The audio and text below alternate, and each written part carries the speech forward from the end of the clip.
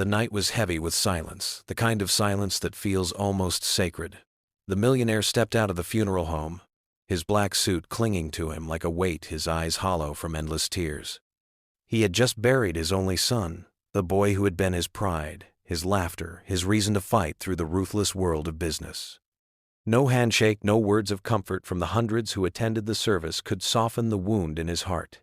He walked slowly toward his car, each step echoing the truth he dreaded to accept. His fortune meant nothing now. But just as he reached for the handle, a frail figure emerged from the shadows. A man thin and weary, with skin weathered by the streets and eyes that told stories of long-forgotten dreams, stood trembling before him. His clothes were tattered, his hands cracked from the cold, yet his presence carried a strange kind of strength. The millionaire's first instinct was irritation. He wasn't in the mood for beggars tonight. But then the man's lips parted, and his voice, soft yet piercing, broke through the quiet. "Do you also cry from hunger?" the black beggar asked. The words landed like a stone on the millionaire's chest. He froze, stunned by the rawness of the question. He had heard pleas for money before countless times, but this was different. This wasn't a request for spare change. It was a cry of the soul, a question that cut deeper than the night itself. For a brief moment, grief and poverty collided on that cold street, binding two men who lived worlds apart. And though the millionaire wanted to turn away, something in those words, something in that broken man's eyes, would not let him move. For a moment, the millionaire's sorrow turned to fire. Anger burned in his chest, sharp and uncontrollable. How dare this man, this beggar, this stranger who knew nothing of him, compare hunger to the death of a son?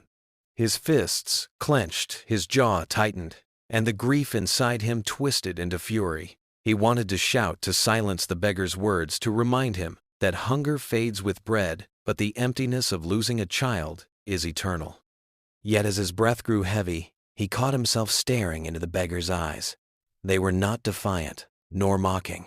They were pleading, raw, human, and within them he saw a reflection of his own pain. The black beggar, trembling, stepped back slightly, afraid he had crossed a line. But then, with a broken voice, he spoke again. "Sir, I do not mean to insult you. I have not eaten in 3 days. People walk by me as though I am invisible, as though my hunger is nothing. But hunger is not just for bread. Hunger is for kindness, for a little piece of hope. Do you know that kind of hunger?" The millionaire's anger faltered. His chest rose and fell, his thoughts a storm. For so long he had drowned in wealth, surrounded by servants, fine meals, and endless luxury. He had forgotten what it was to need anything. But now, without his son, he felt an emptiness no banquet could fill. The beggar's words, painful and unpolished, cut through the armor of pride he had built around his heart. And in that instant, the man who once ruled boardrooms and skyscrapers found himself shaken by a question so simple, yet so devastating, that he could no longer dismiss it. The millionaire stood frozen, his anger softening into something unfamiliar, something that almost felt like surrender. For the first time in years, he did not rush to escape discomfort. Instead, he slowly lowered himself onto the cold stone steps beside the beggar.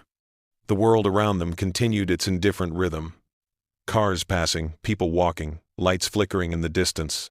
But in that small corner of the city, two broken men sat side by side. The millionaire's voice cracked as he spoke, the weight of his grief too heavy to contain. He told the beggar of his son, how his laughter once filled the grand halls of their home, how his dreams stretched beyond anything money could buy, and how in one cruel moment an accident had taken him away forever. As the words spilled out, the hardened exterior of a powerful man dissolved, leaving behind a father who could not find his child's face in the silence of night without breaking apart. The black beggar listened quietly, his tired eyes glistening under the dim streetlight, and then, with a deep breath, he shared his own story. He had once been a father, too. Once he had carried his little girl on his shoulders, promising her a future brighter than his own. But poverty had a way of stealing dreams, first his job, then his home, then his family. Hunger had taken his strength, and shame had taken his place in the world. One day his daughter was gone, lost to circumstances he could never control. He had been living with that wound ever since. In that moment, the line between the millionaire and the beggar disappeared. One had wealth beyond measure, the other had nothing at all. Yet both knew what it was to lose a child, to feel a hunger that no food could satisfy.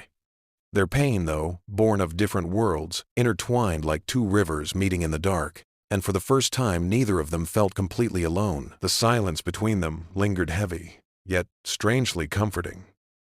For two men who had lost so much, words were no longer necessary. But then, something stirred inside the millionaire, a spark he hadn't felt since his son was alive. He looked at the black beggar, at the hollow cheeks and trembling hands, and for the first time he saw not a stranger, but a mirror of his own brokenness. The thought gripped him. Perhaps pain, when shared, doesn't have to destroy, it can transform. The millionaire took a deep breath, his voice steadier than before. "Maybe you're right," he whispered. "Hunger isn't just for bread, it's for meaning, for love, for something to hold on to." He paused, his eyes, moist, his chest tightening as he added, "And I have starved in ways I never admitted. I had everything, yet tonight I realized I had nothing." The beggar's eyes widened, surprised at the humility in the man before him. No arrogance, no dismissal, only raw honesty. And then something remarkable happened. The black beggar reached out with a shaky hand, not to beg, not to take, but simply to rest it on the millionaire's shoulder. "Then maybe," he said softly, "we can feed each other. Not with money, not with food, but with understanding, with humanity." The words pierced through the night like a gentle light. The millionaire closed his eyes, letting the truth sink deep. For years he had used wealth as a shield, believing power and possessions could protect him from suffering. Yet here, sitting beside a man who owned nothing, he had found a gift no fortune could ever buy: connection, compassion, the beginning of healing. It was in this moment that the millionaire realized his life, broken though it was, could still change.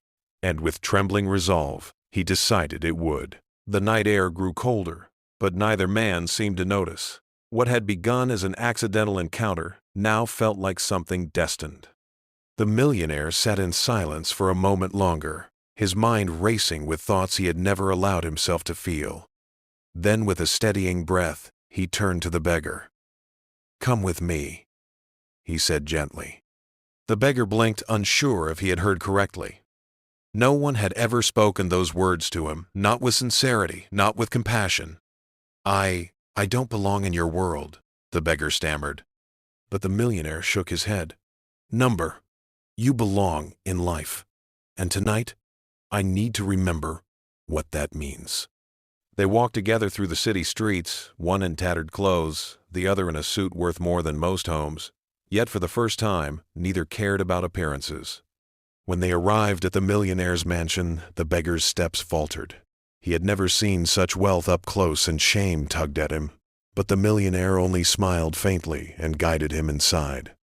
The house was grand yet hollow, without his son's laughter. For the first time, its emptiness was filled not with riches, but with presence. At the dining table, food was brought out. Not as a performance of charity, not as a display of pity, but as an invitation. The beggar ate slowly, tears in his eyes, while the millionaire watched, realizing how much joy could exist in the simplest act of sharing. And then came the true surprise. The millionaire leaned forward and said, "I cannot bring back my son, but I can honor him by giving someone else a chance at life. Tomorrow, we begin again, together." The black beggar's hands froze, his heart pounding. For the first time in years he felt seen, not as a beggar, not as a burden, but as a human being, worthy of dignity and hope. And in that moment, two men scarred by loss discovered that healing doesn't come from wealth or power, but from the courage to let someone in. And so what began as a simple encounter on a cold street became something far greater. A reminder that pain can bridge even the widest divides. The millionaire, once blinded by grief and wealth, found a piece of his humanity in the most unexpected place, the heart of a man who had nothing left but his sorrow. And the beggar, long forgotten by the world, discovered that even in the depths of loss, kindness could still find him, offering not charity, but dignity and hope. Their story is not just about wealth and poverty, but about the power of connection, how a single act of compassion can change two lives forever. It teaches us that no matter what we've lost, no matter how different our worlds may seem, there is always a place where hearts can meet, where healing can begin. Sometimes it takes stepping outside of ourselves, seeing the humanity in another to truly understand what it means to live. So ask yourself in your own journey, who have you overlooked, and what stories might change your life if you dared to listen? Because sometimes the greatest fortune isn't found in what we own, but in the lives we touch.